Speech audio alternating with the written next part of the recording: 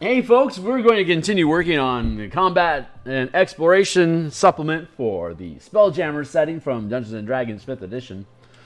Give me a second here to check my signal. We'll then get live. I'll go through my intro spiel and then we'll be live here for a while. So give me a moment here. Mic check, mic check. 1, 2, 3. Give me a moment here. Mic check, mic check. 1. Sounds solid. All right, cool. I'm going to be another minute here while I go through my intro. So if you're watching this after the fact, you can skip forward like 2 minutes and you'll be clear of me talking about all the shenaniganery that goes on with being on a stream. So here's my intro spiel. Hey, my name is Phil Kearney. I create role-playing game supplements. I publish them, I illustrate them and then publish them online. I've been focusing my attention on Dungeons & Dragons 5th edition for the past 5 years. There are a slew of links in the description down below to previous works that I've created. Well, some of them anyway. There's probably about 150 illustrations among the books that I just have linked down below. If you want to check it out, hold on. There we go. If you want to check out, if you're here for the pixels and the artwork, then the 150 illustrations, you can check that stuff out by clicking on the full preview link on desktop that are underneath the cover pages of each individual product page for the books. If you're on tablet, once you get to each individual page, there's going to be an eye icon on the right-hand side of the screen that you can click on. In either case, it'll open up a PDF document. You can see the kind of stuff that we build here. So if you are a D&D enthusiast, I build the tools I build are typically either things that I need for a campaign that I'm currently running or building tools for a campaign I'm going to run. And I run campaigns from level 1 to 20 in about 200 to 250 hours. So the stuff that I built is meant to be used as a full campaign at any tier of play that you please. So if you think this stuff is cool, consider making a purchase to support similar misbehavior in the future. You can also support the channel. Follow me on Twitter at Phil Kearney. I just posted that I'm live here on Twitter. I always post on Twitter that I am live, but the absolute best way for you to get notification here is to click the like button, subscribe, and hit the bell icon. We are pushing ourselves up to 500 subscribers. If we can get there by the end of the year, that'd be amazing. But whenever we do get to 500 subscribers, I'll be providing a free ASB file of all the different painting brush tools that I use on my Patreon, and you won't need to be a member to get access to it. So you can check that stuff out if you're interested. Let's see. So this book, we're currently on episode 249. We built this back around episode 15, so you can jump into the Wayback Machine of the playlist for the Spelljammer Combat Exploration development that we're doing here to check out the creation of that.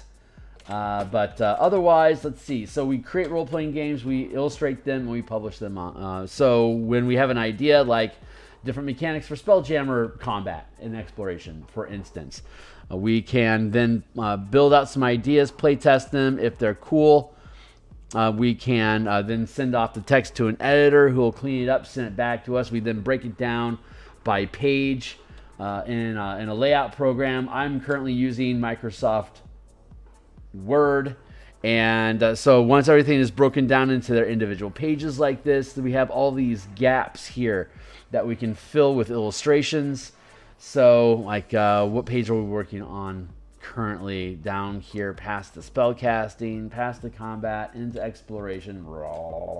This is the page that we're currently working on, so we'll extract it as a PDF document, and when we do, we show up here in Photoshop with our page of text. And hey Karen, and once we're here on the page, then we can start actually dropping in illustrations. When all the illustrations are done, we'll extract the document, we'll extract the files, we'll drop them here into Microsoft Word, we'll seal it, and we'll do a bunch of hyperlinks like table of contents and self-referencing stuff. But once all that's done, we'll fuse it into a PDF and we'll publish it online down below like the rest of them with full preview for you to check out the mechanics close and personal before you decide, yes, this is absolutely worth your money. And thanks for having that opinion in advance. So let's go ahead and get back to work here. We are making a Star Wars knockoff scene of a giant bug trying to swallow your ship. Giant worm trying to eat your bug, I guess is probably the best way to put it. And I'm thrilled to notice that my initial intuition about worm, about the worm was correct, because the way that we pulled the bug away from the body of the worm, we can afford to do this shovel jaw, a thing that we had yesterday. You can check out yesterday's stream to notice when I first built this shovel maw, and then I was like, that doesn't seem to be jiving, I need to do something else. But it turns out what I need is just a little bit more confidence that the muse knows what she's doing at all times.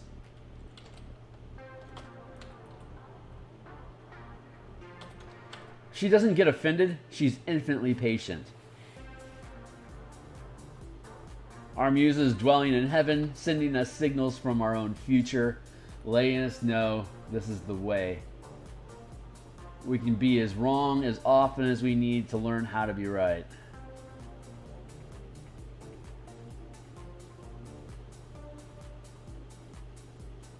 I can hear her chuckling.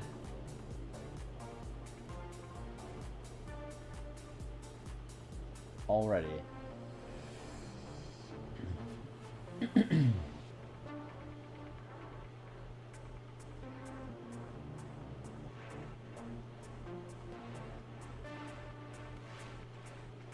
Yeah, I think I want to reduce this giant donut around the eye. The longer time goes on, the less that seems legit. I'm sure the muse is going to laugh at me for not realizing the truth of it, but cheers, babe.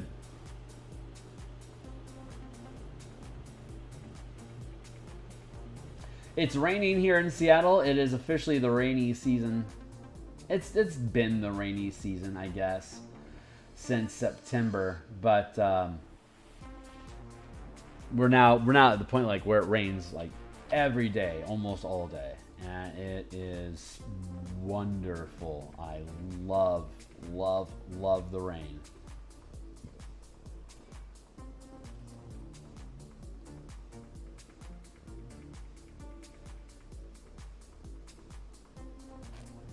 But more so even than the rain, I love internet security, and that's why I'm proud to have VPN Nord Bloody Blah as my sponsor. No, we could see something like that in the future.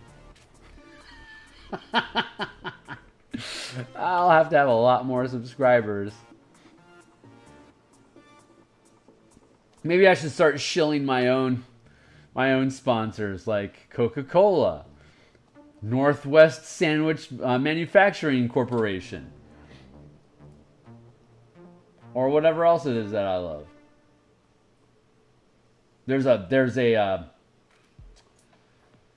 I forget the name offhand, but there's a local bakery that makes a shitload of sandwiches that show up in a lot of the gas stations here around town, and their sandwiches are the bomb. Like roast beef and cheese sandwiches on onion rolls, and just saran wrapped and then placed in your gas station for late night noms. Super good for after Arby's is closed for the night.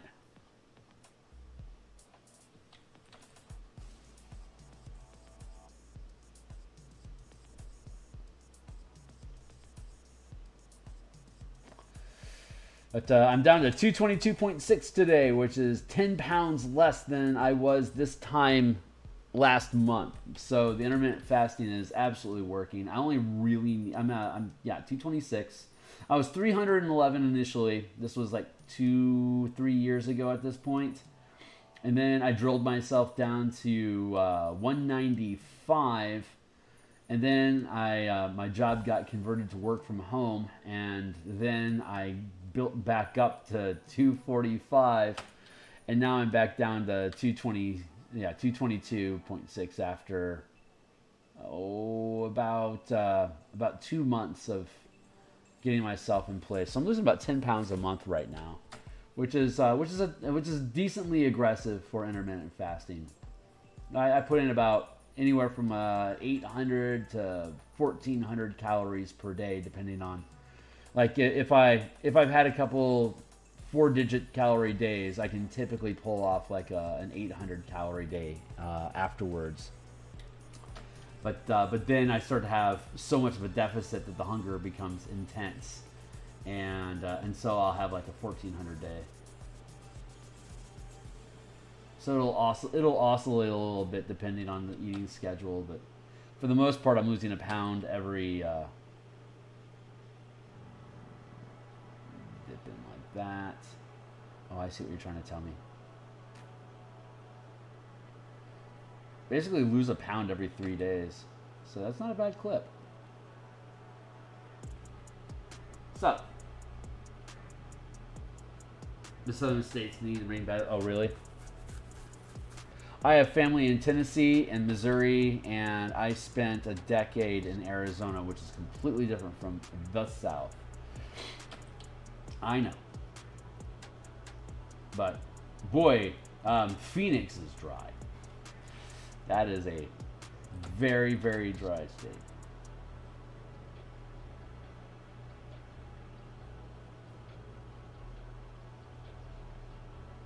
I don't have family in Kentucky, but my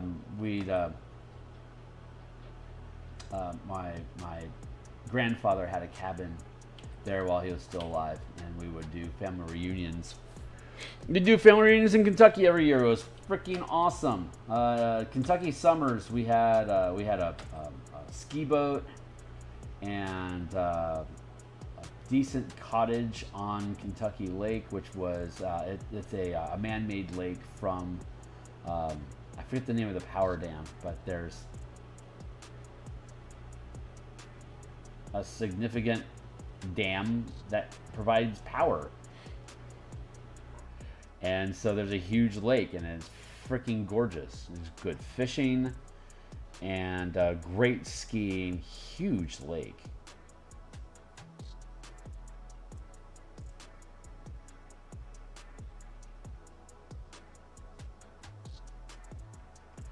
Now, water skiing's fun. I'm typically very averse to the water because I don't see so good, but so the light reflecting off the water makes me uncomfortable submerged or neck deep in liquid. But with family, I was brave enough to swim out to throw on some skis and get dragged around by a boat at 60 miles per hour for however long I could keep myself up. We generally had a 10-minute cutoff point because there'd be 7 of us loaded into this boat with an appropriate adult. So anyone from basically 10 to 18 or 10 or older that was interested in skiing. And we had just a mob of kids around my age. Like we started going to Kentucky when I think I was 8, and we kept going there and up through when I was 18. And that was pretty much the last year that we did it. But I had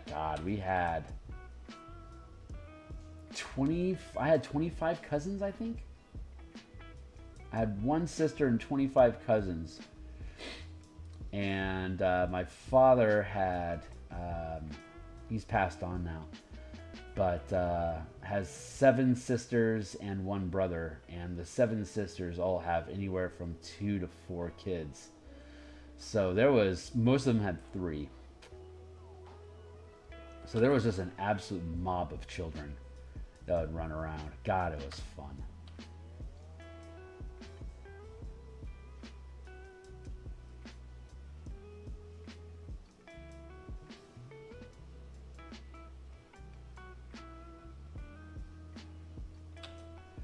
I am probably destined to never have my own kids, but I thought it was absolutely awesome having a large family.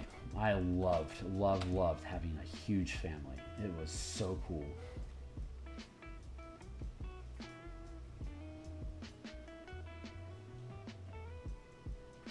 We're gonna do like this.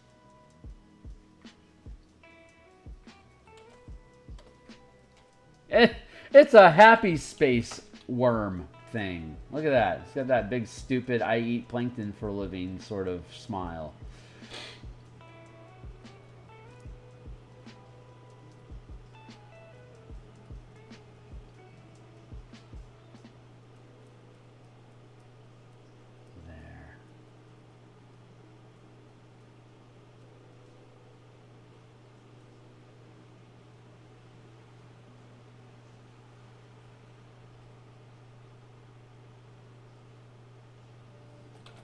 dropping some shadow here.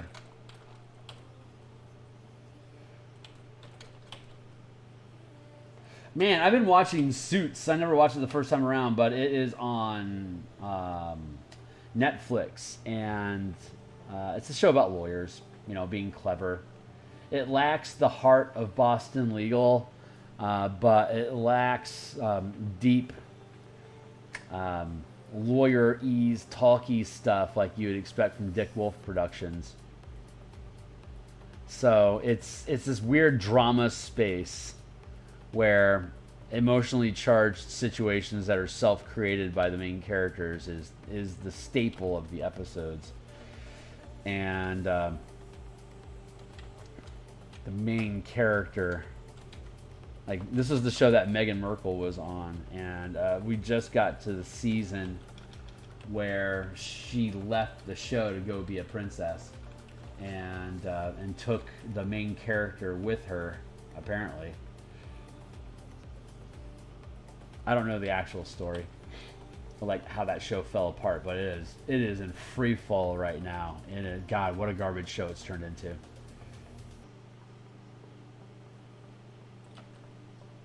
That'd be like watching Firefly without Nathan Fillion, as you know, the Captain Malcolm Reynolds, like taking him out of the show, like him and Kaylee and Jane, take those three characters out of Firefly, and that's what Suits feels like with the main character leaving. It's like, ugh. Like the show is so struggling to try to find a new identity for itself, it hurts. So I certainly hope it's the last season, because it's garbage now. It's saying lunch.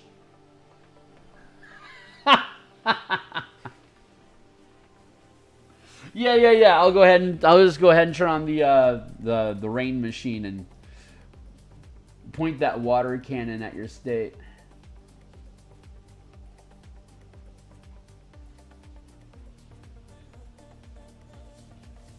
It's such a tiny morsel. It must really love the taste of magic.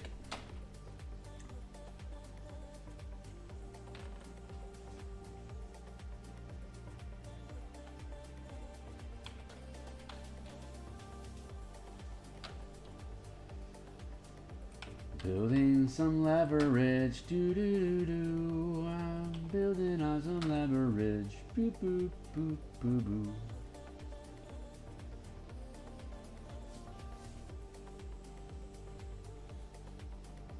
Muscles require leverage, do boop boop boo.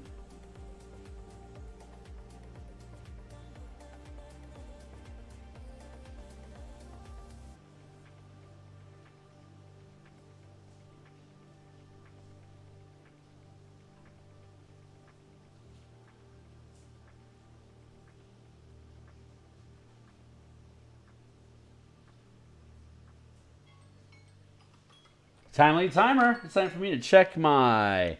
Oh, not check anything. It's time for me to take a sip of coffee. Oh my God, hold on.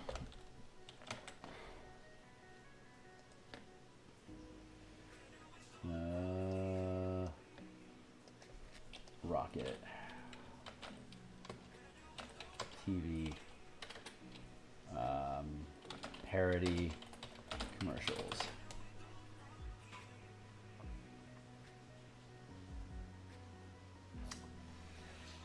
Rocket cable channel.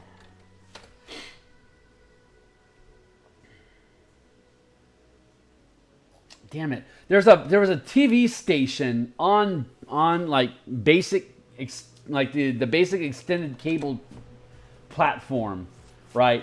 And I for the life of me I can't remember it, but they used to have the snarkiest commercials ever. They were so fucking funny. Like they would like break down the plot of a movie and make fun of it while they were doing it as a commercial for you to watch that movie on their show.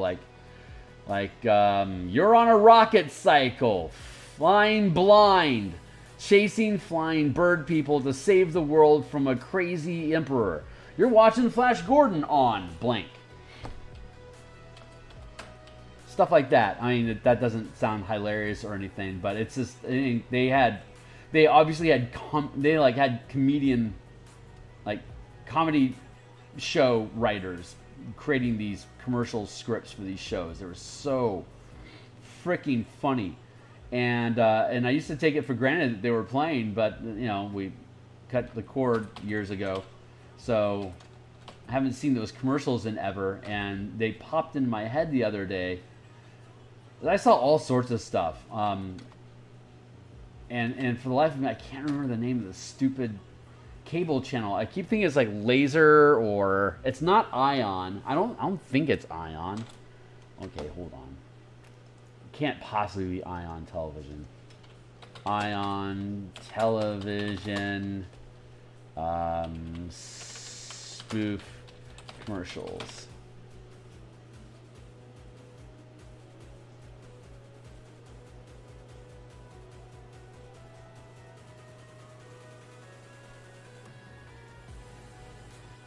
I'll move off the subject here in a moment. Flashpoint. Maybe it's Ion. I don't think so. I don't remember Ion being particularly snarky. Anyway, we're so far off the reservation right now. I really need to bail on that. It's something that triggered in my brain, so I ran with it. I think the muse is teaching me to be reactive to intuitive actions.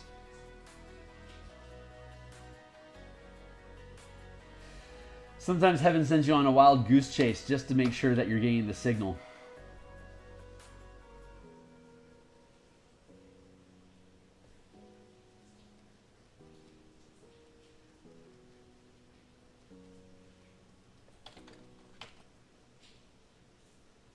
I wouldn't call it shit testing, per se.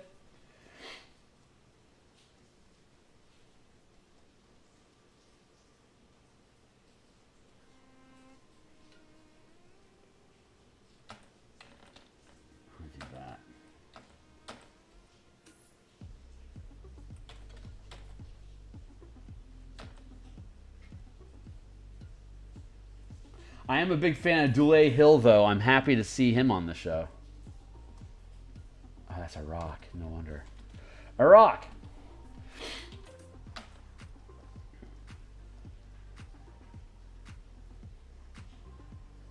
I also kick ass.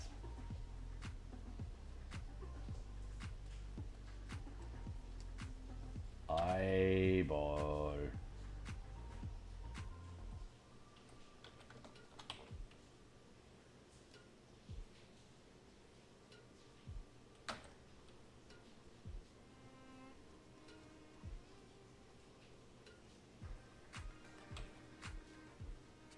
This is one of those projects where I'm going to have to end up quitting on it, because there's no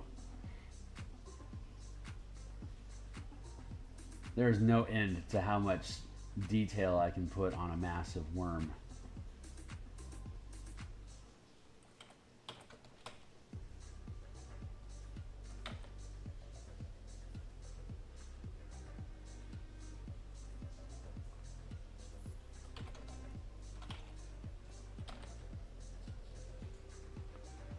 Right now I'm just building structures, and I'm just having fun, honestly. This is a lot of fun. There's I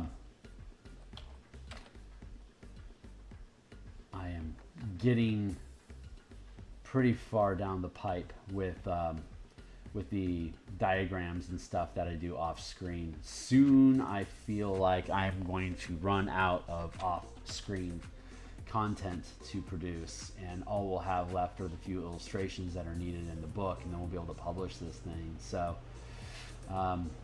tentatively excited, cautiously optimistic,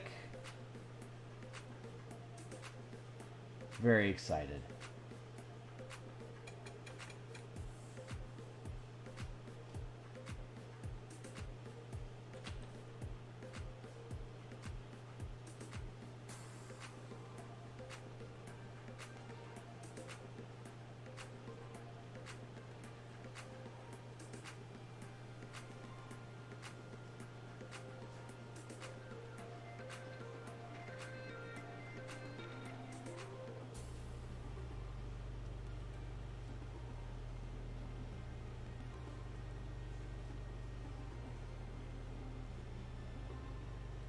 A lot of smudging going on here, but that's... I kind of feel like it's like sculpting with pigment. It's kind of the vibe this always gets off for me.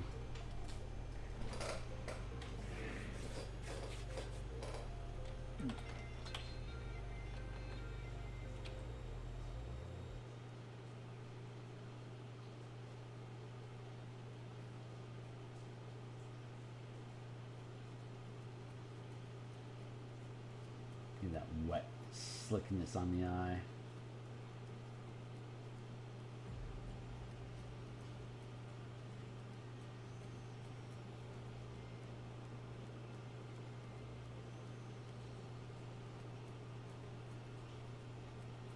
I wonder when Windows became a thing, because the expression Windows to the soul sounds pretty damn old to me. But I also realize we haven't had Windows in humanity's history like all that long.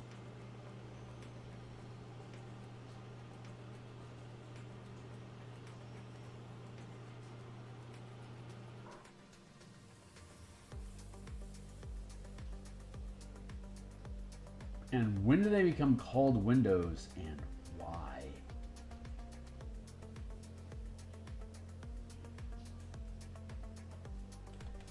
That seems a little googly-eyed to me.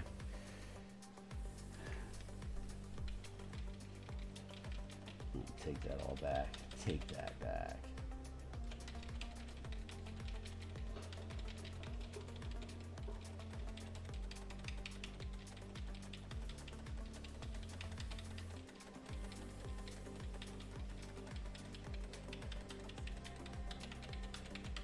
Damn it, I just ran out of back. Alright, let's color it over with color.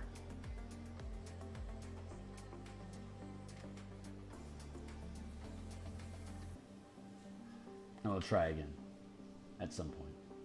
Maybe in a moment.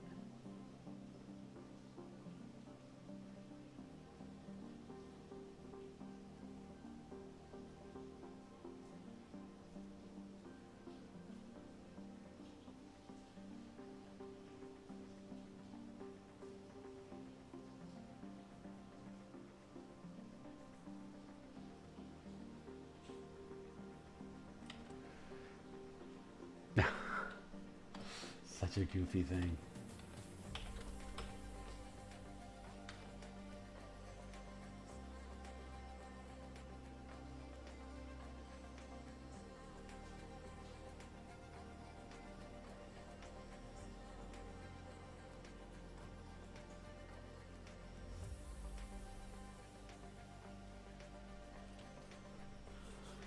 Yeah, looking forward to your team attempting to make a pet out of this.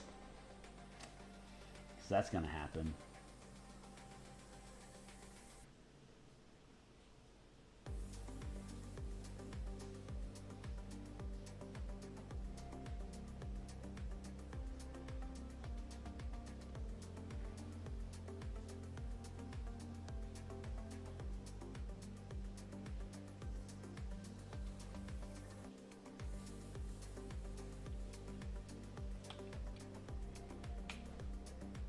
Nope.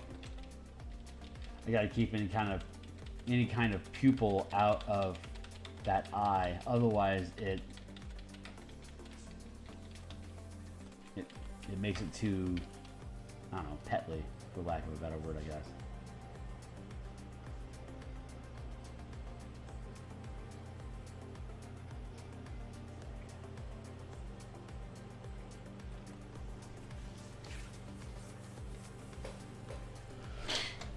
We'll do that. And then let's get these rocks out of the way.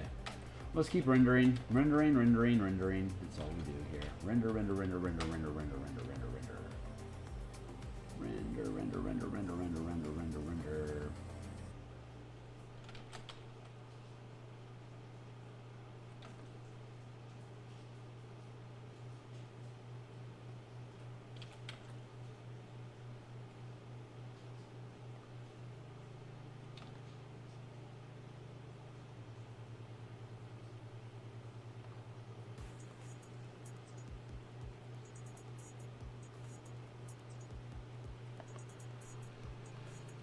Huh, I need to push this one down.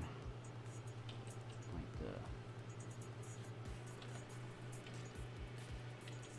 here-ish.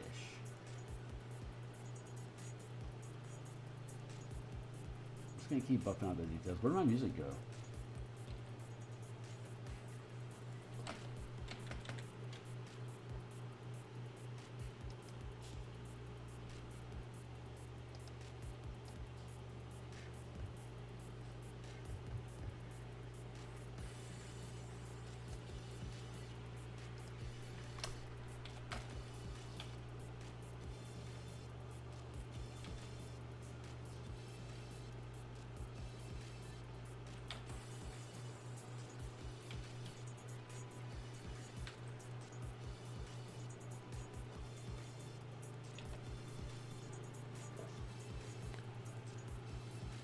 Yeah, I don't think I need that last one. I can get rid of that.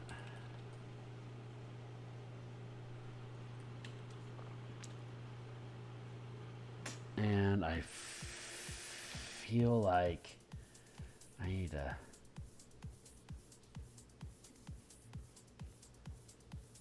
skew the whole thing.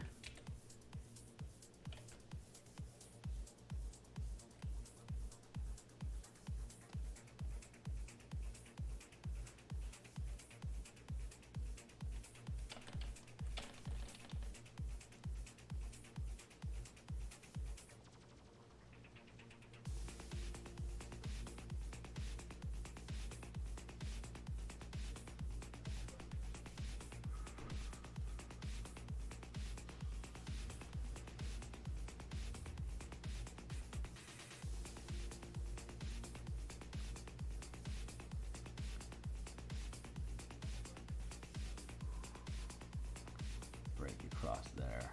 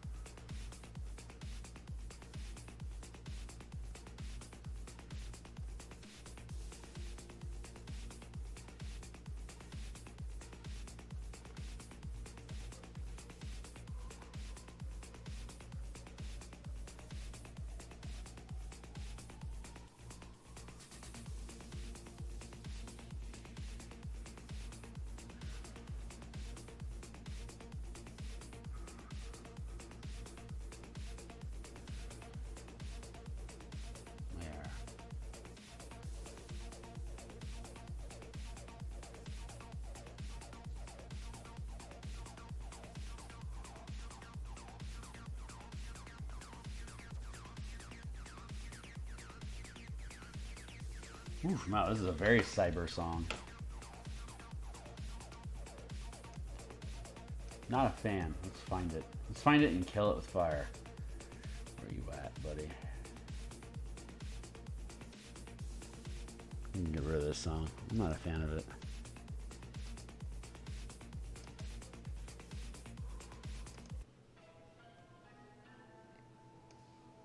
There we go.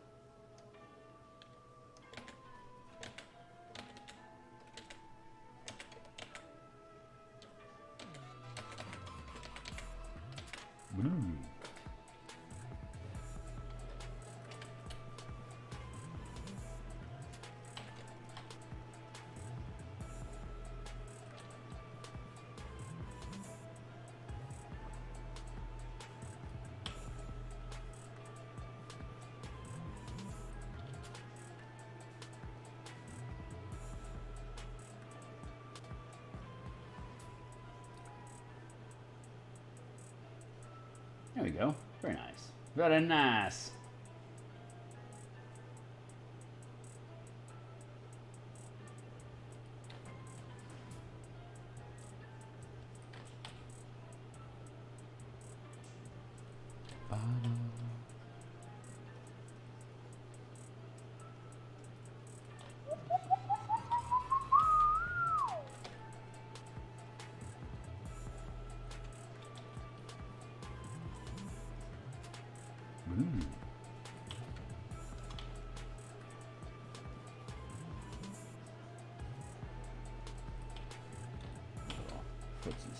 that.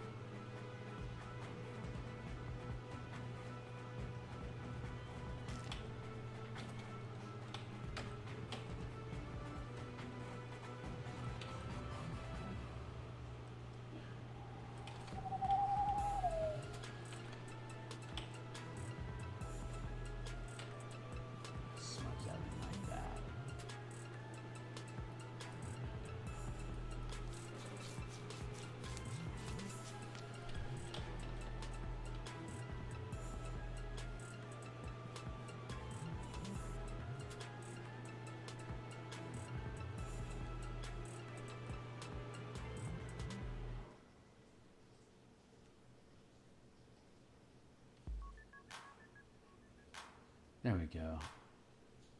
Trim down that girth a little bit.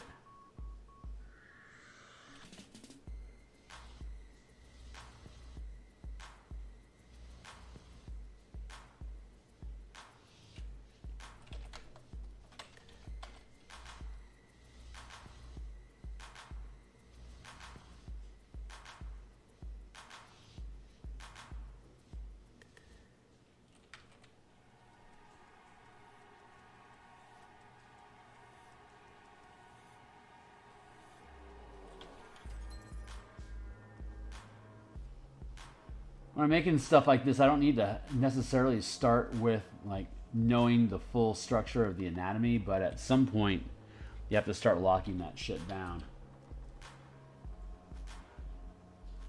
Like you can get away with vagary for only so long, but you have to, it has to have internal logic. Like it has to be self-referential to make sense about what it's doing. Here. You would have some stretching of the worm's body as it lunges for the fly ship. Yeah. So yeah, like a thinning, like a natural stretchy thinning that's going on. I feel like I have the ridges.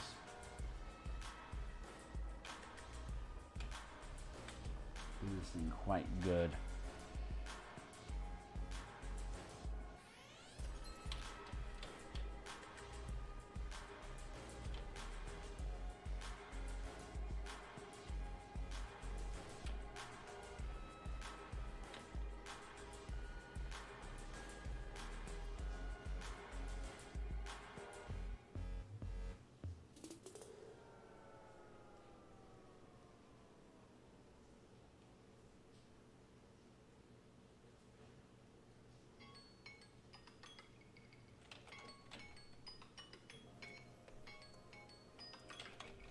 I hear you.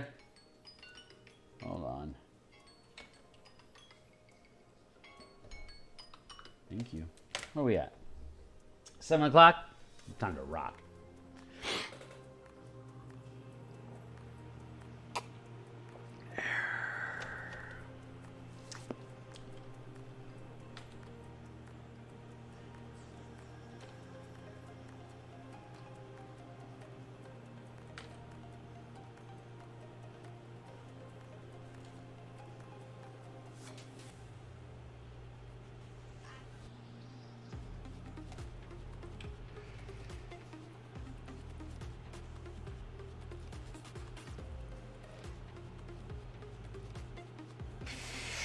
Fairly happy with that.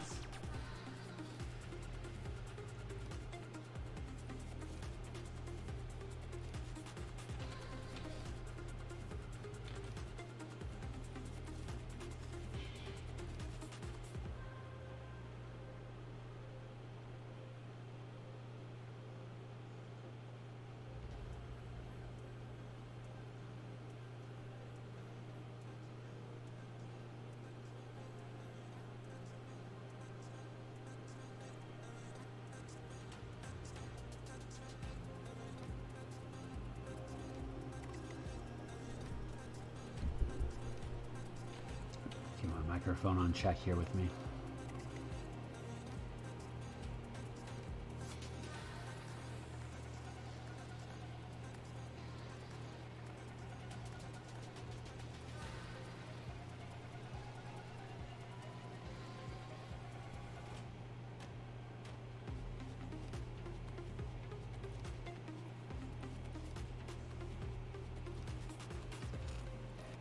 Something like that.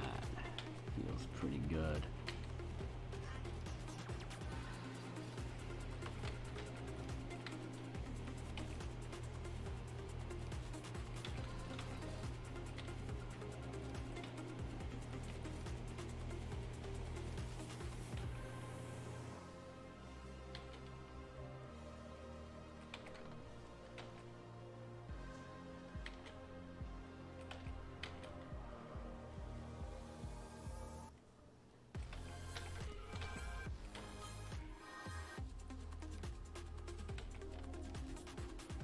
There. That feels pretty good.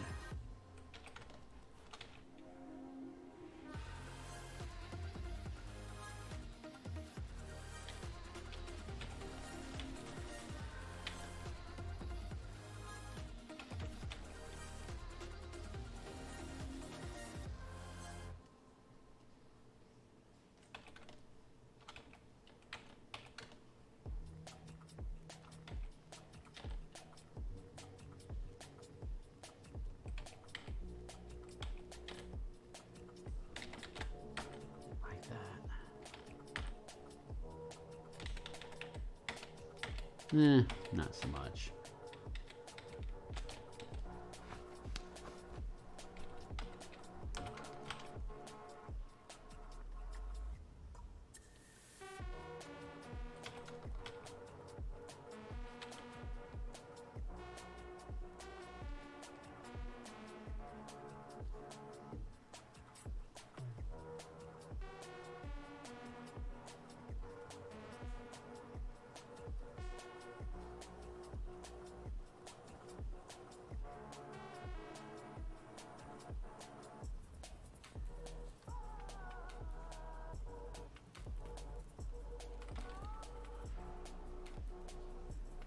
Man, no complaints so far.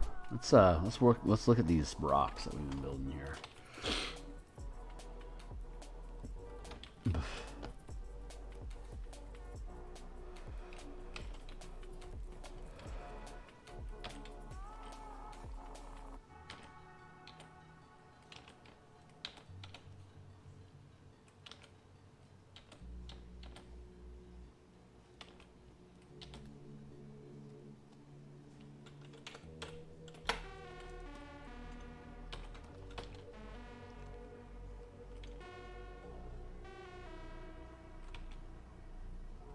There we go.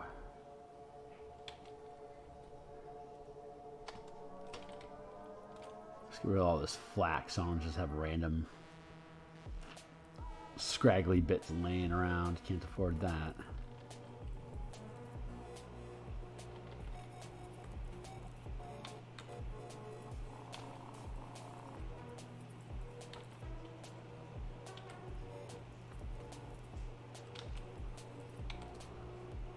Resize and then rotate and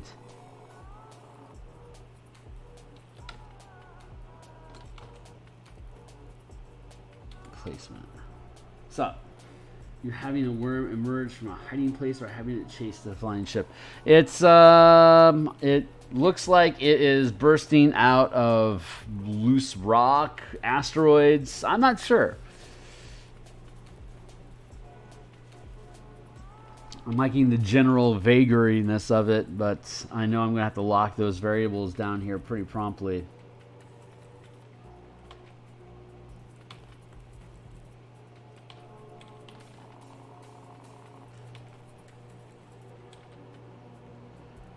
Looks like the narrative currently is that it's bursting out of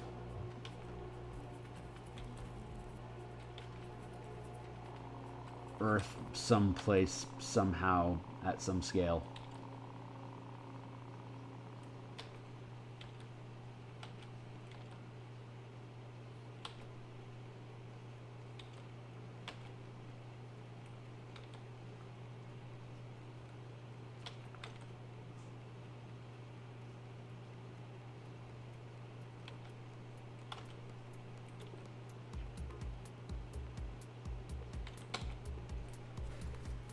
If it is a chase them, having the word collide with rocks, then you would not lose the tail detail. Oh, I see what you're saying.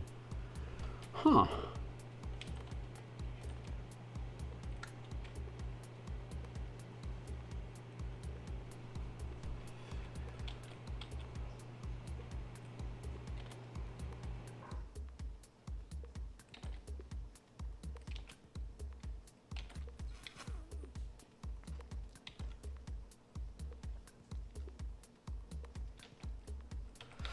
I do know I want to lose this lower edge down here to help frame the creature overall and to lift any kind of visual limitations on its actual scale and size. But yeah, that's a good idea, Karen. Thank you.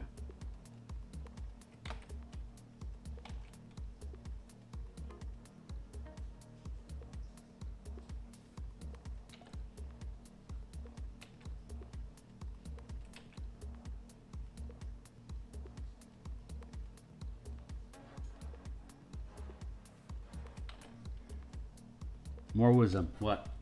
It would be normal predator-prey interaction. Yeah. Yeah. Nice. Thank you.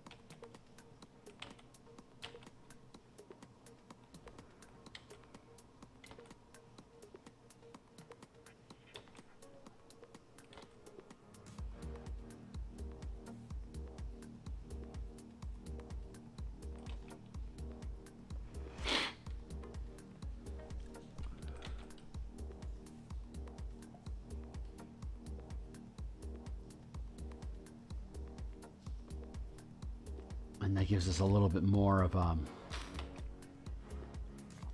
more momentum by having these rocks point. See how I'm getting like this pointing direction going on here with the shape of how the rocks are moving. I want to have the rock spray sort of complement the direction that the thing is lunging. This is a great suggestion, by the way, Karen. Thank you.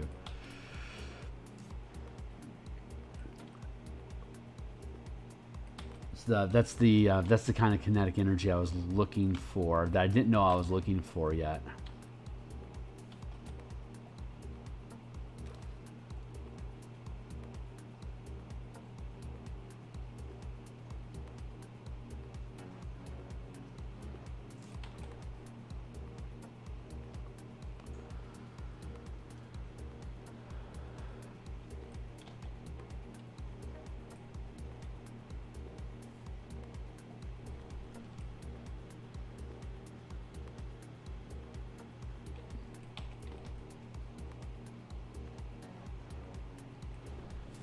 Something like that.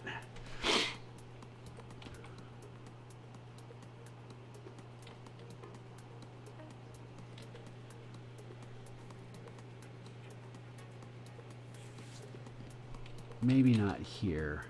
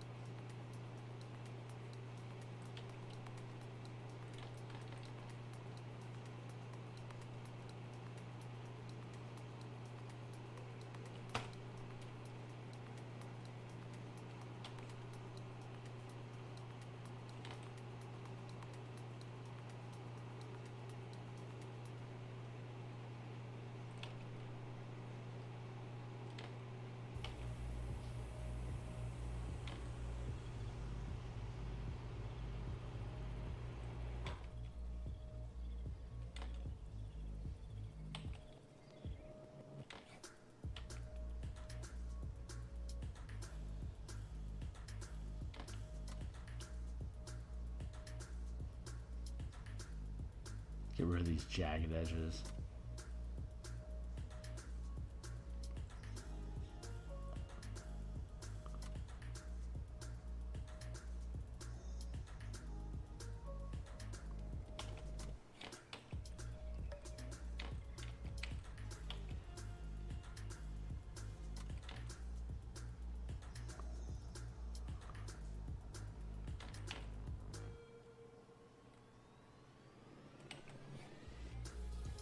Once we get the actual rocks built, then we can build in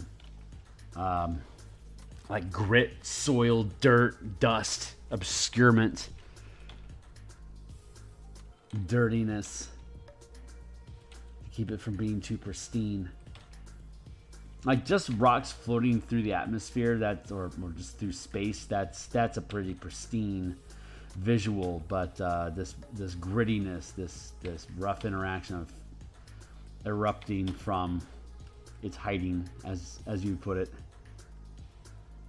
that is going to require more grit, texture, and kinetics than just floating asteroids can provide.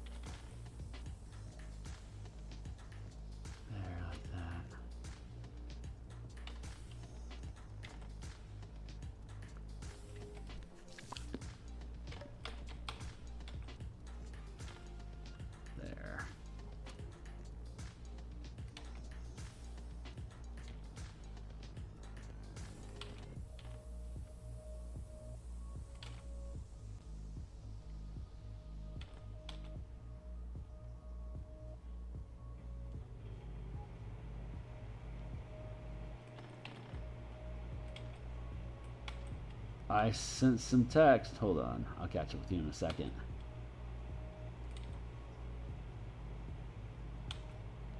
There. So, the rocks would show the movement from being impacted by the wind. Yeah. Yeah, the grit and fragment also. Was, yeah, yep.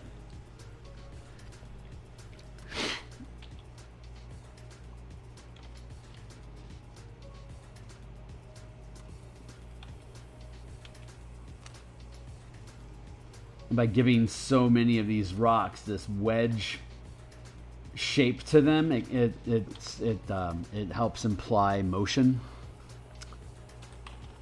in the direction that I am wanting the eye to be steered.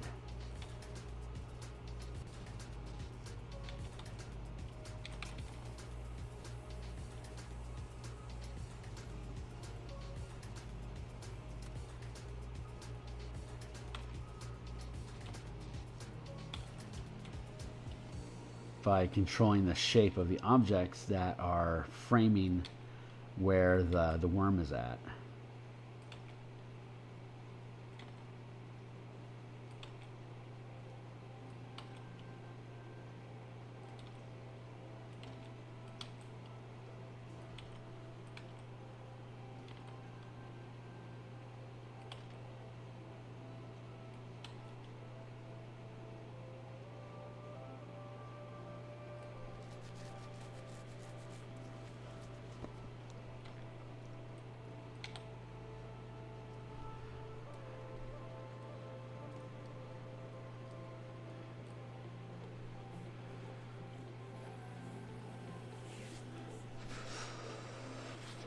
I have to be careful about overly framing this side here, though. It's starting to feel unnatural, like it's contrived.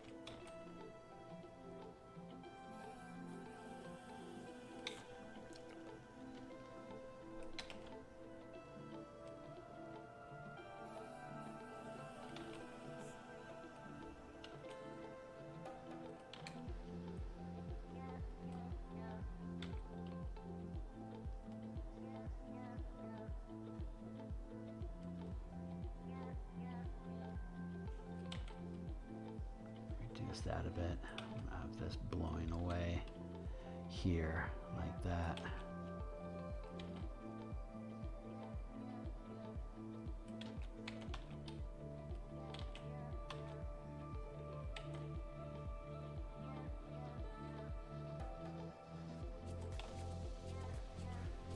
Hey, what's up? We're just coming together. Thank you. Thank you very much.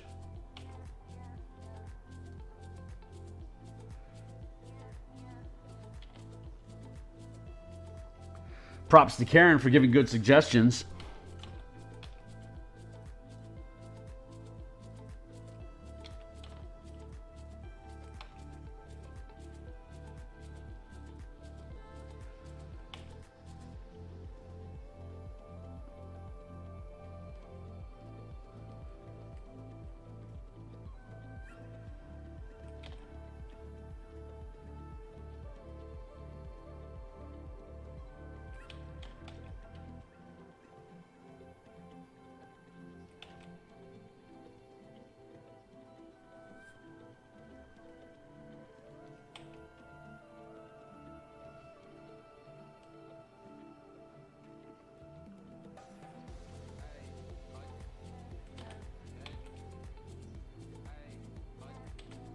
So, yeah, I think I should probably build these as separate rocks, and then just have like a shitload of grit, dirt, and dust, kind of filling in the bits, and then I like this lower opacity in general on the worm, but I want to sharpen it and remove that opacity here for the head, where it has the same crispness as the bug it's pursuing.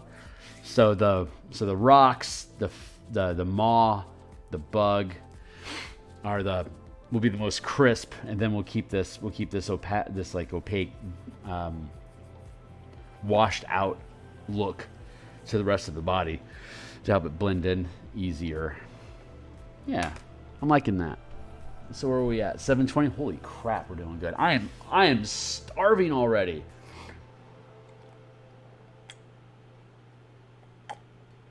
Oh, that's what happens when you lose 2 pounds.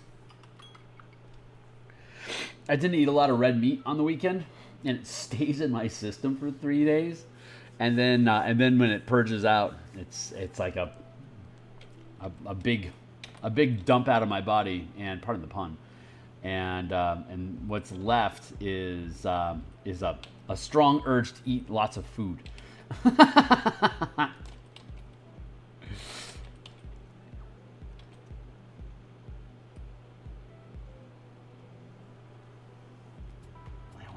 Bring this in a bit like that, perhaps. Bring this down.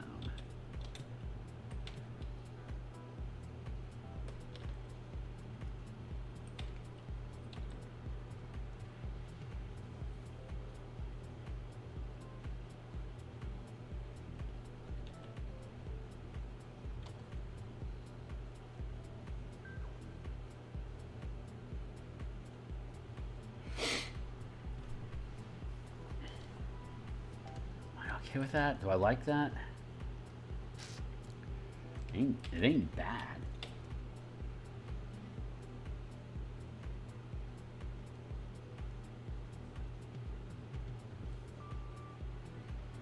I really want to get, I want to get rid of that edge a little bit.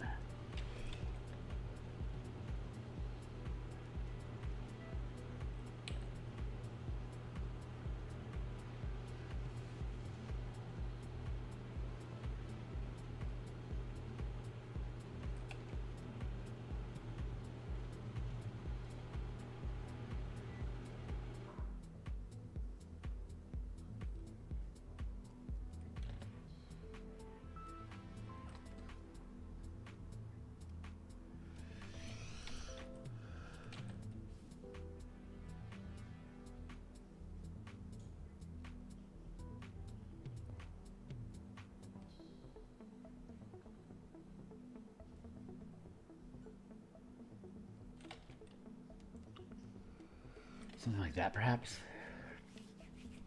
Pardon my nose. Pardon my nose.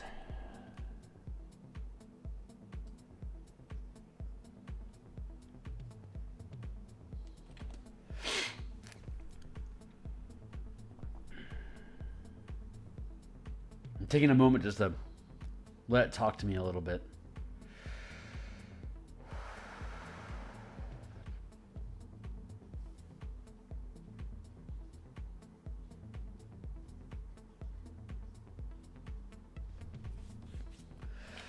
I hear you.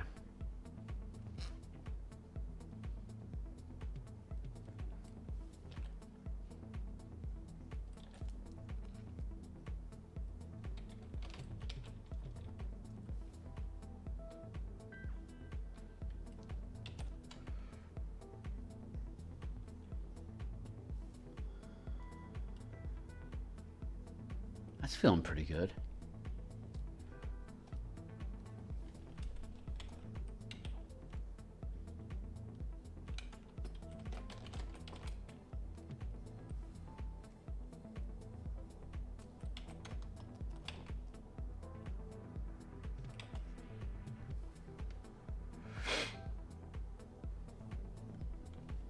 Yeah, that feels better. Yerm. Let's see. What's my next step?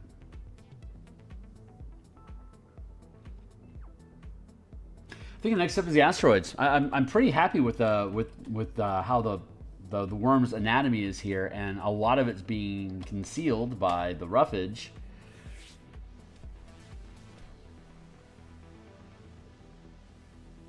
I don't feel like I really need to lean into that more, but I do feel like I want to have some space here.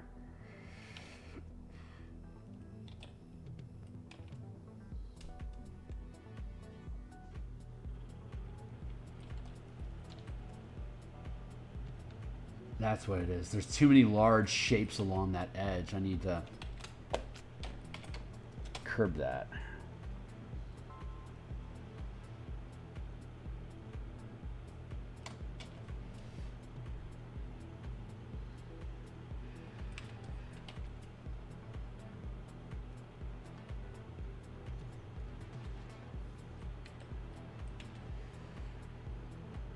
That's probably a decent space for me to be in right now. So let's drop this guy back down 75%. And let's go find, I'm going to hit save here real quick.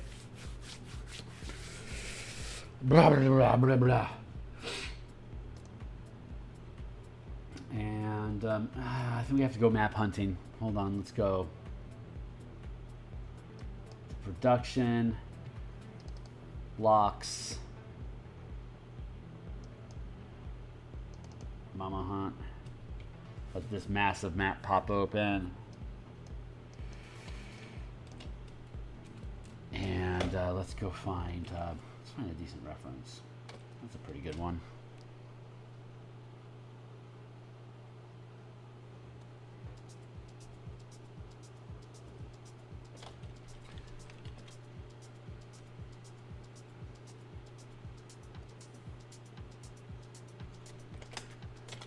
Okay, this is one of the maps that we include in the supplements. For those that aren't indoctrinated yet, here let me further brainwash you into my world. So this is currently 107 page document. The first 87 pages of this are mechanics, right? You got like building ships and how ships operate, and then there's combat.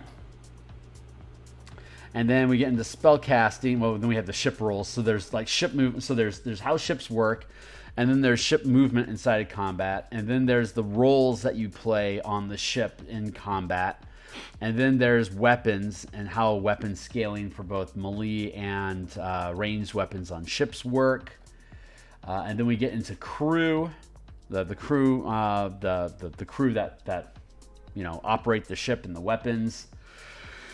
Then spell casting and upcasting spells and how the spells are modified between ship interactions. And then we get into exploration, and exploration is broken down into scaling, system maps, visibility, collision damage. And then we get into hazards and like fire and mutinies and poisoned air. And then we get into creatures and how to upscale the creatures that are in Boo's Menagerie, and listing modifications for the larger scale. And then after the creatures is the random system generator for, creating systems, planets and stuff, and occurrences. And then we have the conversion guide into Light of Zaraxis. So the last 20 pages of this document is taking the first 80, the last 20 pages of the document take the first 87 pages and apply those mechanics to the Light of Zaraxis adventure, which is the adventure that comes with the Spelljammer's Adventures in Space box set from Wizards of the Coast.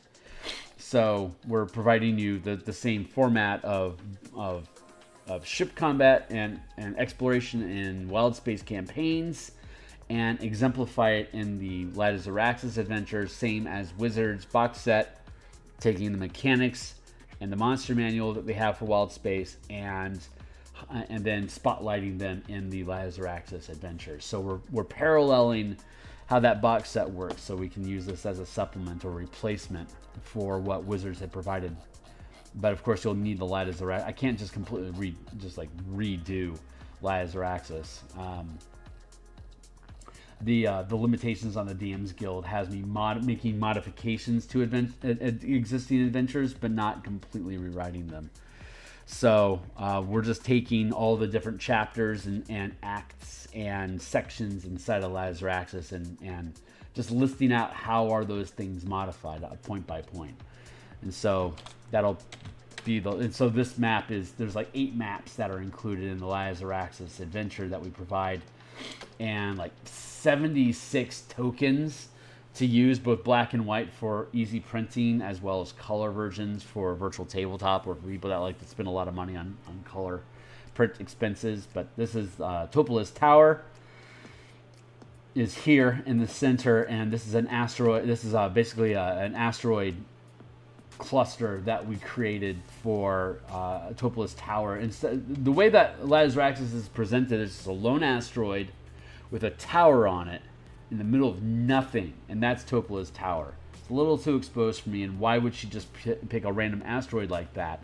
So instead, what we did was we built a cluster of asteroids that have different, at each of these, like number 1 is Topola's Tower, but each of these other 5 points are different architectural or anthropological dig sites, like this weird dwarven face we have over here as part of a larger structure that existed at some point.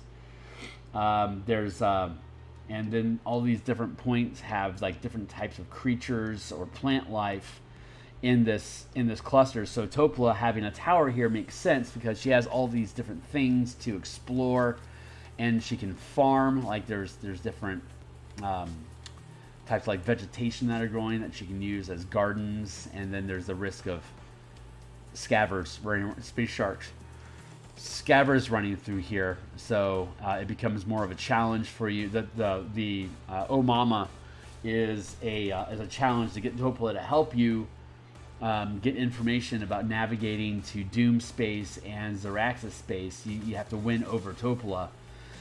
So this asteroid field makes a higher level of risk that she needs external help, because she can get ambushed if she was to try to float out here and chase off a shark. That shark's going to eat her for lunch, because there's a lot of places to hide inside of here. So this increases the challenge of just hunting down and getting rid of the shark. And it keeps you from just having your space, taking your your Spelljammer ship and just going into and chasing down the shark and just shooting it together with ballistas. This way, there's plenty of cover for the shark to be able to hide inside of here. That makes it difficult for you just to like there's not enough space here. These are 50-foot squares, so there's not enough space for you to navigate a full vessel through all this debris and rocks. You have to scale down to a craft, a little skiff rowboat sort of thing, to be able to putter out here and chase after a shark and fight it where it has the advantage over you, because it has more maneuverability and it can use the cover of the rocks to avoid taking any kind of siege weapon attacks that would kill it. So So we get to use it as a reference. I use that as a reference for coloring our rocks. So stitch this up, say no to save, references. Bloop.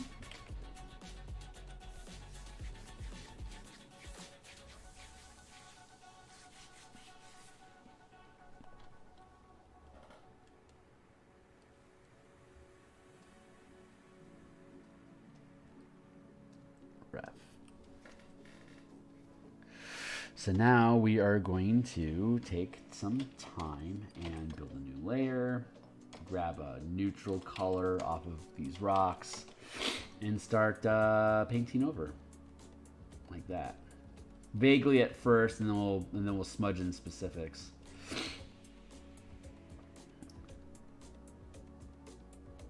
Currently, this is the gig.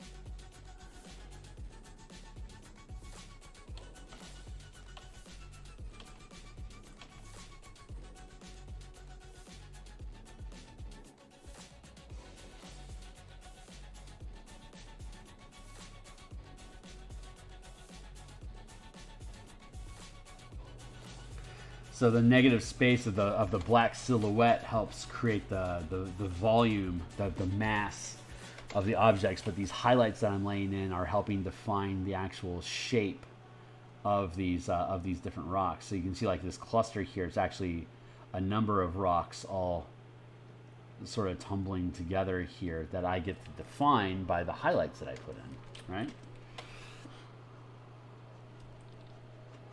And by having these more focused here in general,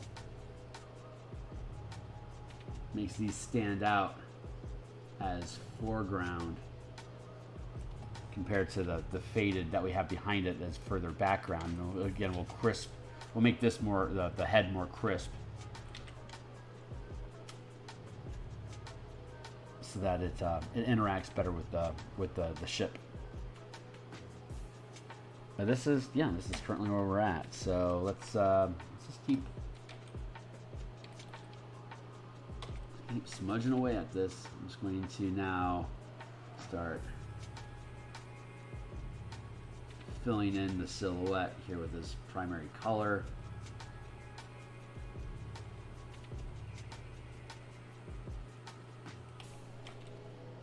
Just to help define the shape a little bit better and get rid of the negative space and just flesh it out a little bit.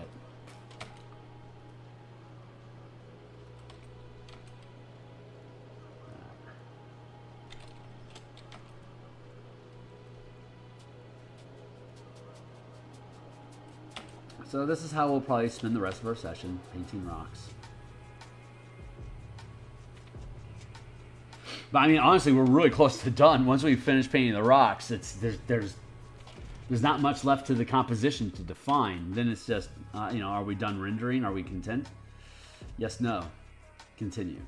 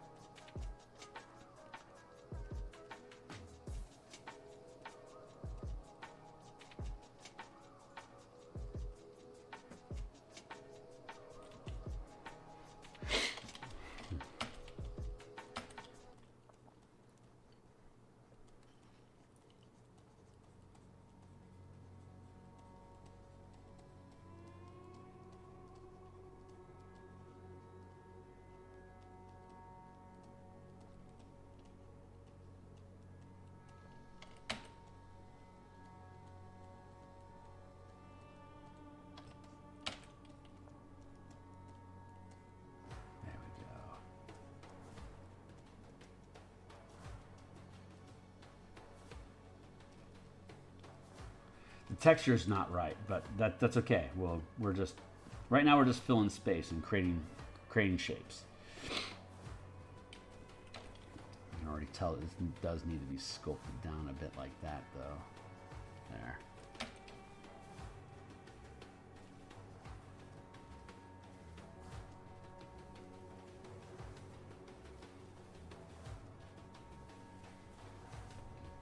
$7.39.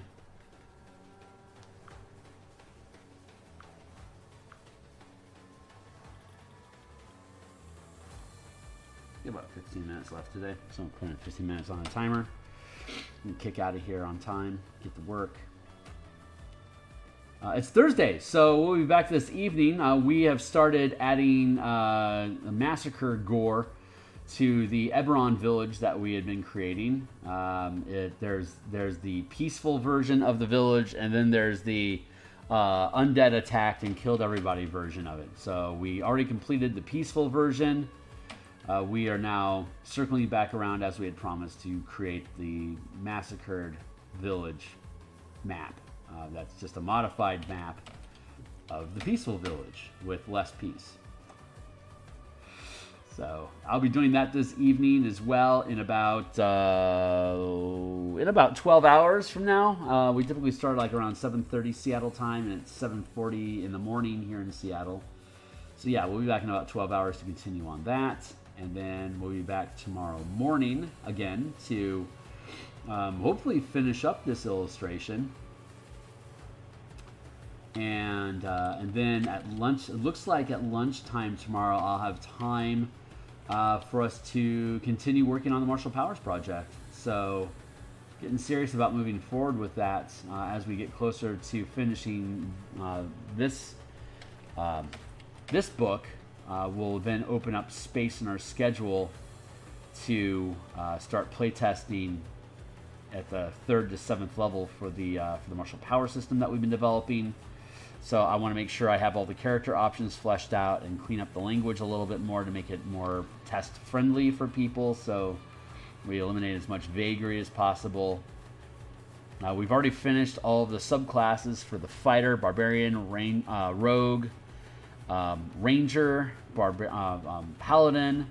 Right now we are revisiting the monk because the monk was one of the first subclasses we converted, and we've learned a lot about what we can do mechanically with the power system since visiting the monk. So I wanted to revisit the monk to make sure if there weren't opportunities, now that we're more educated and competent in building power characters, I wanted to go back and revisit them to make sure that we're giving monks the best opportunity to be the strongest they can be with the system. So we'll be doing that tomorrow at lunchtime.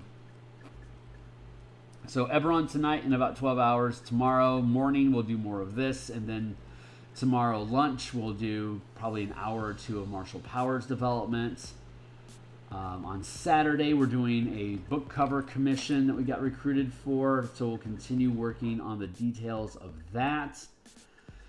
And then we'll be back again on Monday morning to continue working on Spelljammer. We'll be working on a new painting. I honestly don't know what painting we'll work on. We've got all of Saturday and a bit of Sunday off camera for me to continue doing cleanup and prep work for more stream for the Spelljammer book next week. But we've got like maybe 6 illustrations left, I think, in this book. And I don't think all of them are going to require a full week each to complete. So I think us being done around Christmas is probably realistic, which is the worst time for us to release a book, I guess. Around Christmas time, maybe not, because if people are going to get coupons and stuff like gift certificates from friends, then maybe this is exactly the sort of thing that they're looking for.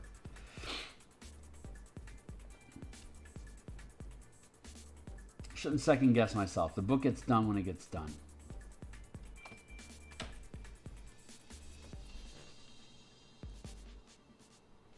Yeah, absolutely. We're going to get there. You're 100% correct.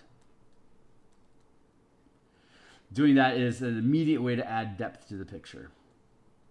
And that's kind of like what I got going on over here, like with this.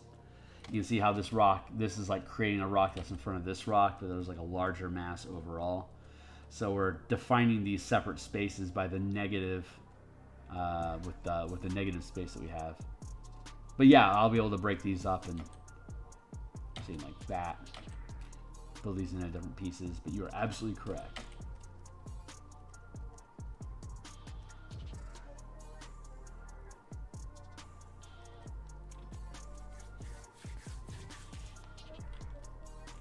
You can see some of that going on over here. Still have to rebuild that shape, you know, so it separates. I'll eventually break it into two separate rocks. But right now, since we're just defining the space of this to make sure that the framing still feels good.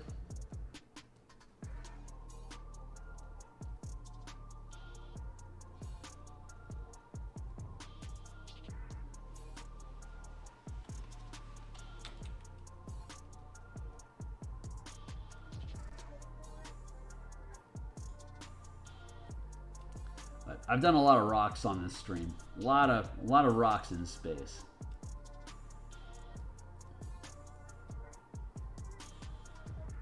Like this line here, that'll end up like this will end up going away, like that. And then we'll fill in a bunch of grit and loose soot and soil and dirt and stuff.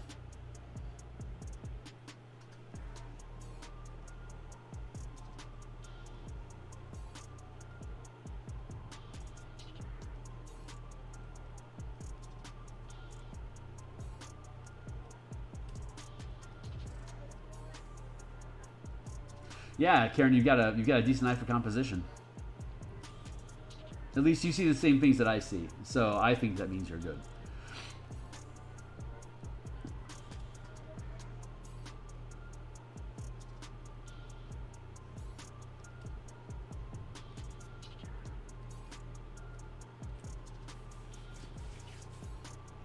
How are we doing? 7:46. Got a few minutes left. You know what? Honestly, I think this is probably a decent place for us to stop right now. What I will be doing is I'll be working on these rocks off stage. I'm hoping by the time we come back around tomorrow morning, these rocks will be done, and all we have to do is some soot, grit, dust, and then work on crisping up the head a little bit. But for the most part, I'm happy with where we're at. So. Yeah, I'm going to go ahead and cut stream for now. This is the sort of thing like where I might actually have like larger rocks leading off screen. Like, I could do something like, you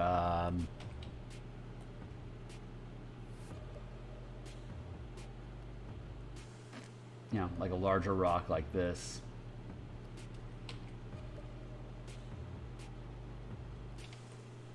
You know, something like that. So, I don't know yet. I don't want to lock myself in. I'm just going to work with where we're at right now. That honestly, that doesn't feel horrible, like having a thing like that, because that gives it like that pivot that you're talking about, craning off of that wall, and having that go off screen isn't the worst way to represent that. So.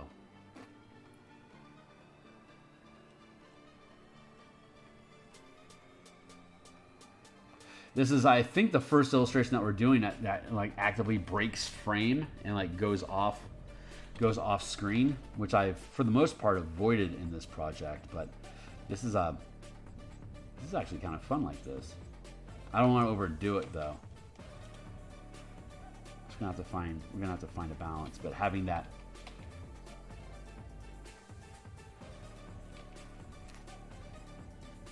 extra bulk is certainly helping.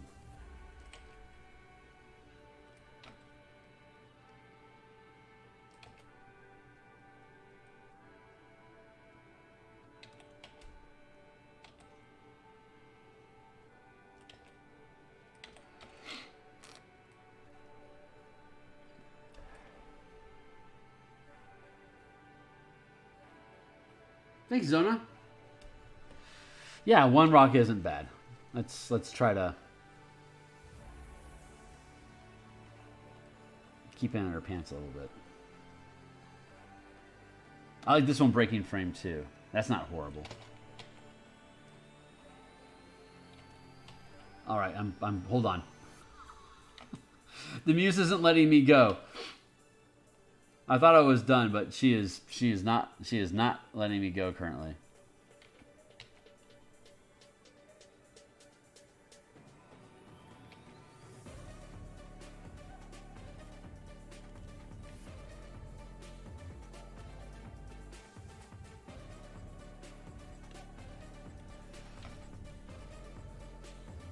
Doesn't feel horrible, but it doesn't feel great either.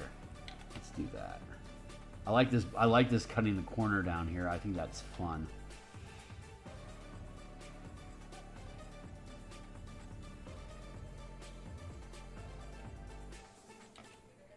There, like that.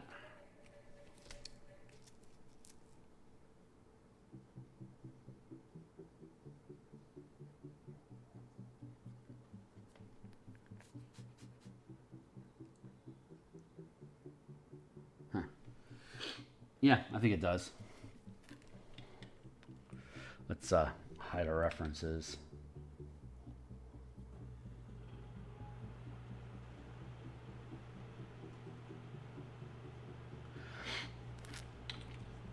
I absolutely love how we have control over the text on the page and how we fill in the negative space with illustration like this. Like I love breaking these things up. I like breaking frame with the columns. I like some columns being thicker and others being thinner as appropriate. Like all this stuff is, God, it's such a fucking fun book to build.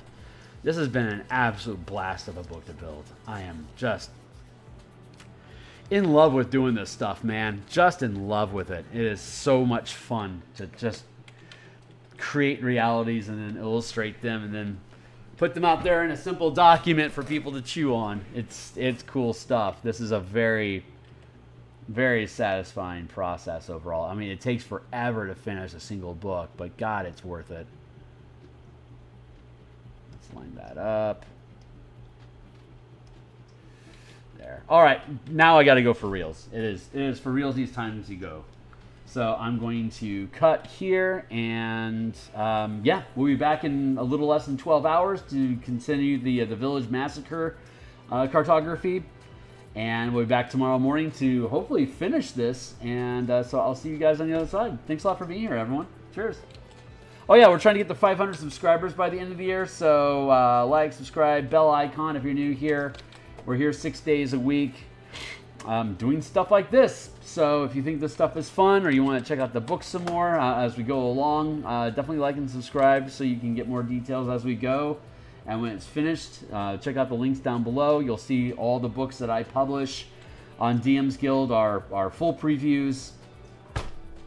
Proof is in the pudding. And I hope you enjoy it. So thanks a lot, guys. I'll see you tonight. Cheers.